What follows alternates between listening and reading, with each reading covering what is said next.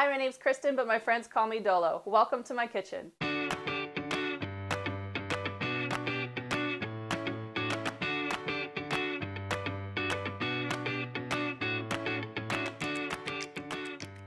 So once your chicken has come out of the oven, you're left with all these yummy pan juices. But a lot of those pan juices are fat, and that will not mix well with the gravy. So what we have to do is we have to skim this fat off the top.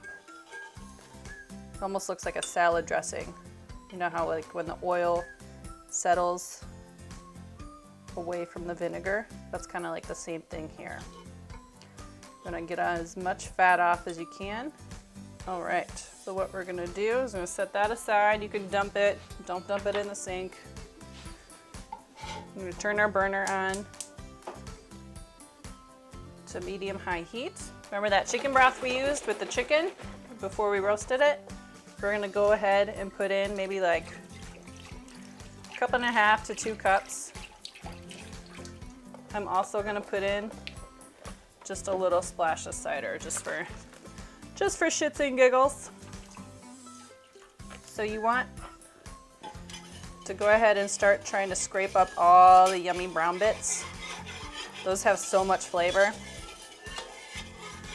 Go ahead and try and scrape those up.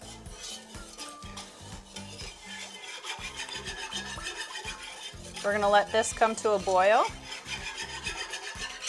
It's just gonna take us a little bit to get there. So now that the broth and our pan juices came to a light simmer, I'm gonna go ahead and season with a little salt. Remember, the chicken was salted and brined, so the pan juices might already be a little salty. So always start with less. You can always add more. All right, so we're just gonna go ahead and mix that. And what I have here is a roux. So it's equal parts flour with equal parts butter, melted butter. If you have a friend or family member that's doing the gluten-free thing, you could use cornstarch instead of flour. It's called a slurry. I also read that if you use mashed potatoes, it'll still thicken up the gravy. I have not tried that before, so if you want to experiment, go for it. So we just want to whisk this around to make sure that our roux gets in there. It's starting to thicken up. We want to make sure that it's in there long enough that the flour cooks out, so there's no flour taste in your gravy. That would not be good. See how it's already starting to thicken up here? That's what we want. So we'll let this go for a couple more minutes.